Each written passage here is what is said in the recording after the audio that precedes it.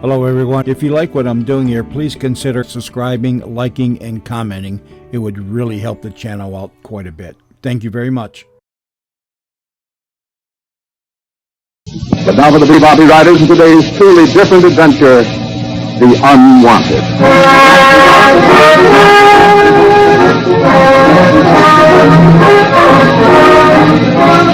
All riders, usually our friends from the Bebop, find their problems arising from outside forces. As a matter of fact, trouble seems to stalk the ranch. But there are times when trouble develops not from outside, but within their own ranks. And when that happens, well, that's when our friends on the Bebop face the test of their greatest strength. Now, son, try to be reasonable about this. I know you hate to feel left out of things, but this is too dangerous. You're right. Sonny, I'm old enough to take care of myself. I'm not a baby. I never said you were, Poppy. But tackling a bear like this one that's been attacking our herd is dangerous, even for a grown man. Certainly isn't the sort of job you take a boy on. Gee, that's all I ever hear. I'm not old enough for that. I'm not old enough for that. I'm only thinking of your own good, Bobby. Oh, silly. What was that, Bobby? I'm sorry, Dad. But God, if you don't... Son, we've gone over this again and again, and it's no good. I'm not taking you on anything as dangerous as this hunt, and that's final. I don't want to hear any more about it.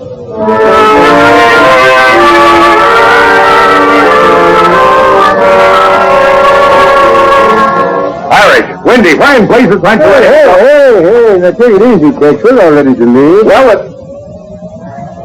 I'm sorry, boys. No reason to snap at you. Doggone, you come storming over here like you was fit to kill. Well, what's wrong? Is it Bobby, Tex? Yes, it's Bobby. He's still trying to get me to let him go on this hunt with us. Well, doggone, didn't you tell him it's for his own good? I tried, but you know how he feels. He hates to be left out of anything. Oh, shucks, I wouldn't mind being left out of this. Not from what we've heard of the size of that bear. Yeah, only you're not a boy who's anxious to grow up. Yeah, it's a problem, all right. But you'll get over it, Tex. I hope so, boys. I hope so. But we've got other things to worry about. You say you're all set? Ready as we'll ever be. All right, then. Let's get the other boys and head for the mountains. That bear's up there somewhere. It's our job to find him before he does any more killing.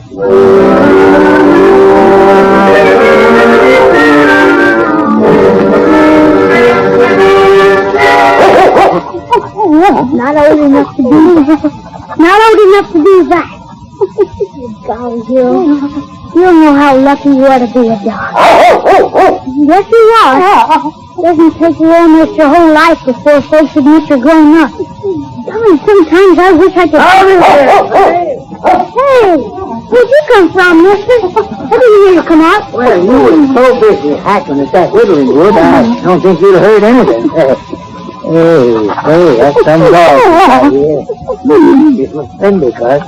Golly, sure I've taken to you. He doesn't usually do that with strangers. Oh, I always get along okay with dogs. I reckon it's because they know I like them. And it's a big help when you're living like me. What do you mean?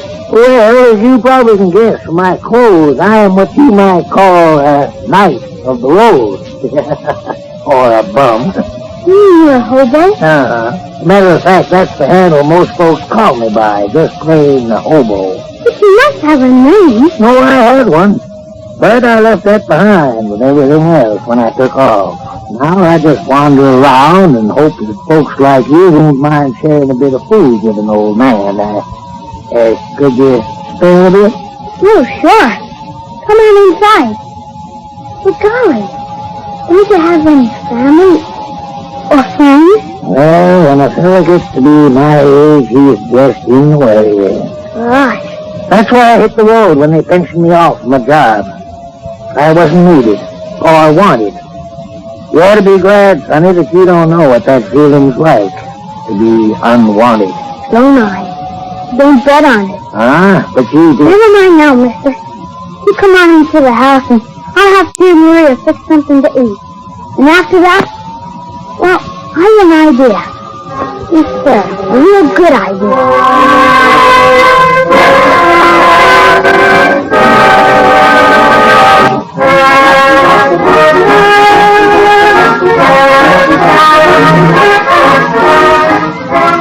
sun as a tall and red ball in the west now, as Tex and the rest of the hands wearily return from their bear hunt. It's quite obvious from their expressions that they've had no success in tracking down the killer bear that's been terrorizing the district. But now, on arriving at the ranch in hopes of getting some rest, they find instead that they're faced with another problem. And if you don't mind my saying so, Mr. Mason, you're liable to have trouble from that boy if you don't get things straightened out. Now, of course, it ain't none of my business being a stranger and all. No, Hobo. I'm glad you told me. Yeah, well, like I said, he's got me worried. I had quite a talk with Bobby before you got back, and that lad is plenty upset. Yeah, not much doubt about that. He didn't even come out to greet us. No, ducked inside as soon as he seen me coming.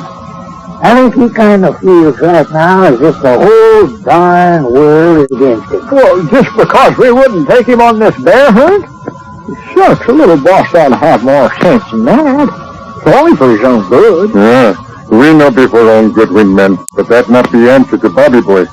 He just know he want to be treated like man, not want to be told he be too young. Yeah, that's it, all right. Well, I'm afraid that's something Bobby has to fight out in himself. He'll straighten himself out in time. Yeah, I just hope it is in time. Oh, what do you mean? Well, the one thing I didn't tell you is that when I was talking with him, he seemed to have it in mind to leave the ranch. You're sort of feeling me out about taking him with me when I go tomorrow. What glory be, you wouldn't take him, would you? I don't actually know. He's a mighty pleasant lad, and I wouldn't mind some company. Well, doggone, this is the little boss's home. You can't do it. Yeah. No, I reckon not. But if I don't, he's liable to latch on to somebody else, or just take off on his own. You think it's that serious, Hobo? It's that serious to him. That boy's got a lot of pride and the spunk to match it. Yes, I know. Hey, Diana, maybe Sir Harker have talked with Bobby Boy. Maybe so he'd be listening to Harker. Well, I suppose it's worth a try. All right, Harker, go ahead. For the rest of us, we better turn in.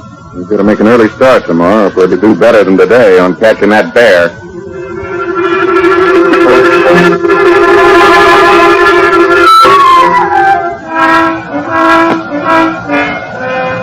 Bobby Boy.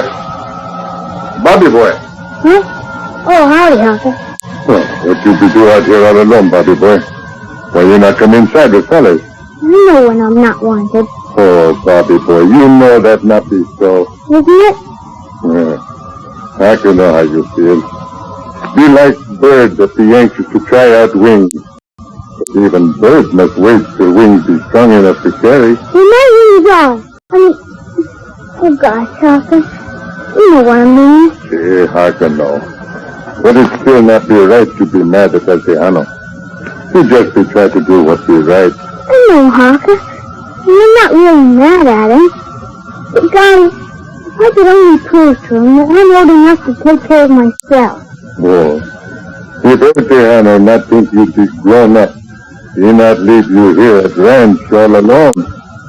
But he know you'll be able to take care of yourself. Maybe. Oh, she'll be true, Bobby Boy. He'd be count on you to take care of ranch while we be gone. That'd be plenty big job. If he think you just be busy, he'll not leave you all alone. Golly, I never thought of it that way. Gee. So why you not make up with Tatiana, eh? No, Hunter, not now. I think I'll turn in and do some thinking. In the morning, well, we'll see.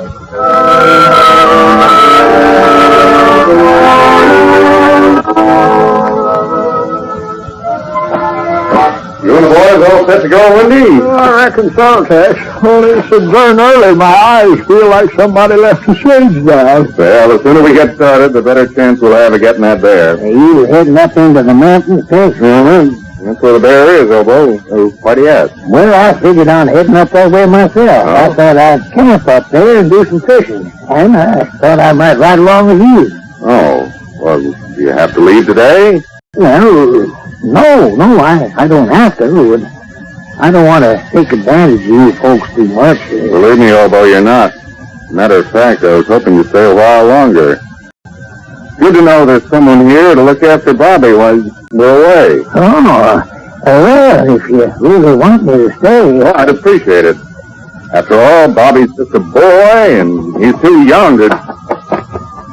Hey, what was that? Sounded like somebody running off on the other side of the barn. Indiana, pal. What happened? What did go wrong? Well, what do you mean, compadre? Wrong with what? With Bobby boy. I could see him just run by from here like he'd be chased. Oh, my gosh. You reckon maybe you heard what you said about his being too young to stay alone? Oh, if he hear you say that, it'd be plenty bad. He mad at all of us now. I'd better go after him. He might listen to me where he wouldn't to you. Which way do you go, Arthur? Here, Doug Corral. But no better you hurry.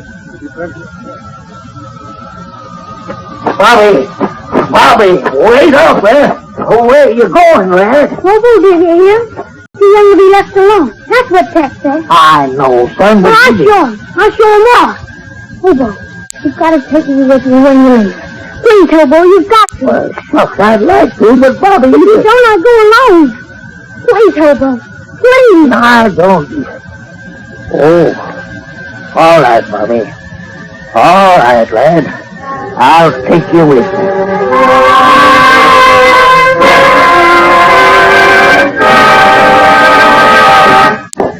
Well, you all set to go, Bobby? You got your gear all packed? Uh-huh.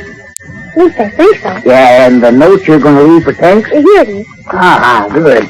Then I'll just tuck it here in this envelope. Hey, what's that other paper in there? Huh? Oh, well, that's just a note of my own, thanking him for everything and telling him not to worry about you. I'll just leave him there on his desk where he'll find it when they get back. There you are. Well, I guess there's nothing now. Let's get started. And from now on, Bobby, you're going to be treated just like any other man. Yes, sir. From now on, you're on your own.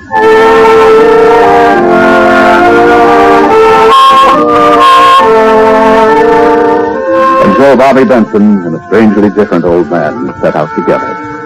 If Bobby has any qualms as he looks back at the B-Bar-B, they're soon lost in a boyish zest for the adventure ahead.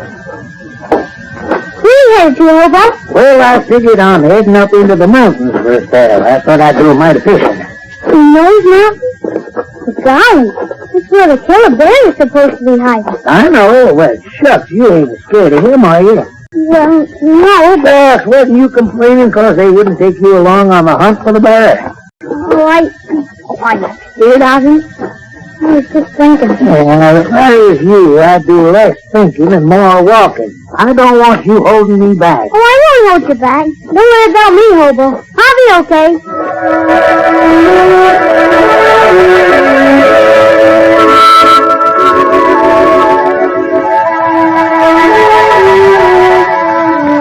Yes, as they started out, Bobby's step was gay and sprightly. But as mile after mile dragged behind them, it was another story. For all his age, Hobo set a fast pace, and as Bobby's feet became heavier and heavier, the way before them seemed to grow even higher. Sorry. Sure, it's tough climbing this way. Hey, you be able to rest room? Rest? No, sirree. Why, shucks, we only got another hour or so of daylight left us, and I want to go a long spell yet. Now, come on and quit dragging behind. Okay, Uncle. Sorry. It's good. So, what's that supposed to mean to me? You expect me to carry you? No. Of course not. Well, couldn't you rest a while? Oh, dang it all, I knowed I shouldn't have brought you with me. Nothing but trouble. And you call yourself a man. Yeah. Well, then get up and get a move on. Unless you want to be left here, that is. Oh, Hobo. You changed yourself. You're nothing like you were at the ranch. At the ranch, you was a boy, and I treated you like one. But when you come with me, you said you could carry your own weight like a man, and dang it all, that's what you're gonna do. Or so help me, I'll leave you behind. Now get up. Come on your feet, and let's go. And then as the darkness closed in on the mountains, Oh, boy. I just can't go any further. I just can't walk anymore. Yeah, and you wanted to be treated like a man. I don't want anything, Hobo. Nothing but some rest. That's a fine how do you do. Claiming to be a man, and then as soon as you get treated like one, why you dress up and you... Bobby? Bobby?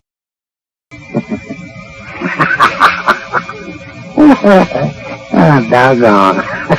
Darn it, you isn't asleep already. I can't blame you, son. I could do with some myself. But there's more for me to do before I can turn in. You sleep tight, man. Sleep tight.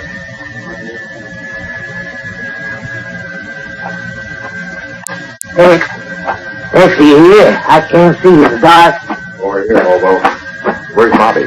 Just a little ways off. I figured it's pretty close when I told you in the note to meet me here. He made it this far and then just about passed out on his feet. Well, glory be, it's no wonder. Do you know how far you've walked? Well, if I don't, my feet sure do. But I gotta hand it to the lad. I really give him a hard time and he stood up to it. But why you do it? Why you let Bobby boy come with you, huh? Well, like I written the note I left you, I figured if I hadn't let him come with me, he might have tried something else. Oh, I've been giving him a mighty hard time of it. I think he's close to being darn glad to go back to the ranch and staying there till he's really grown up. Yes, indeed. And when we get done with the rest of my plan... You mean you got something up your sleeve? Yeah. Just you listen. You see, right now the boy's back there fast asleep, but in a little while, if he was to go down...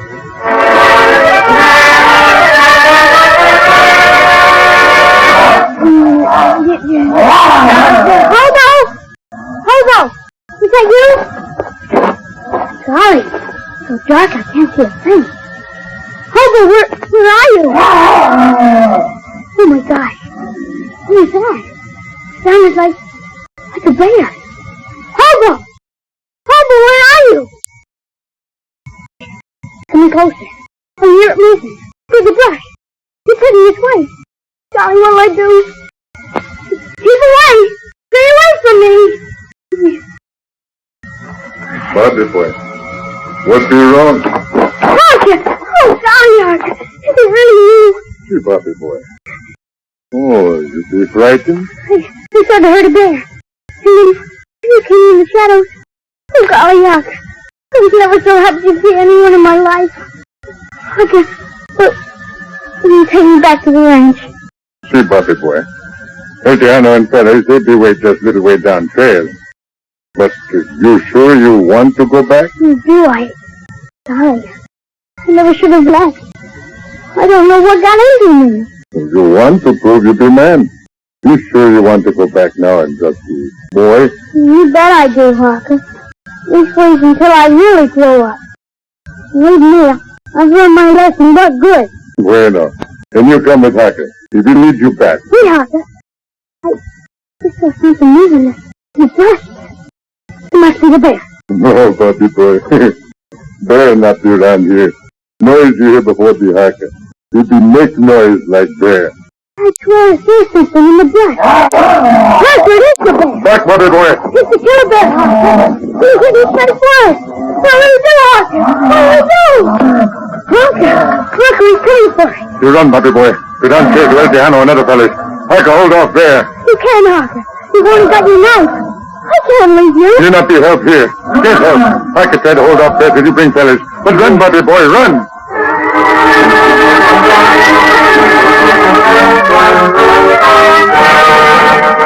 For a moment, Bobby stands in doubt. But then he realizes that his only hope is to bring help. And so he turns and rushes down the mountain.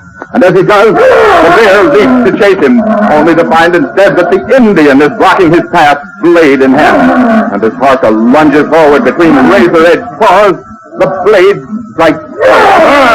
Maddened now, the bear strikes wildly at this puny human who dares challenge him. Arms like monstrous clubs swing viciously at him. Razor-edged claws slice the air, but the Indian is fast. Like a bronze shadow, he leaps back from the raking paws, only to lunge forward a moment to plunge his blade into the bear, and then moves quickly away. Again and again his blade strikes deep as the fury of the wounded bear mounts the face. But then... One huge battering ram of an arm has struck the Indian, hurled him to the ground like a battered doll. For a moment, the bear drops to all fours. Needle fangs gape at the inert form, and then towering again on its hind legs, it moves forward for the kill. You got it, Ted! Come on, let me all heart he is. Compadre, are you all right? Sure. Help me drag this third bear off of it. Yeah. So right on top of it. Come on, Wendy. Golly, Ted. Is he okay? Are we in time? Hey, he don't seem to be wounded. Compadre, can you hear me? Are you all right? You're all right in minutes, John. Just her breath. Oh, you get here just in time. We came as soon as Bobby reached him. Yes, sir. The lad come flying down that slope like he had wings. Maybe so. Little bird have his wings. See, Bobby boy? Bobby boy be more man than we think. Harker. I'm still a boy, and I know it. And somehow, it doesn't bother me anymore. No, sir, Harker. Not a man, just a boy. But come on, let's head home.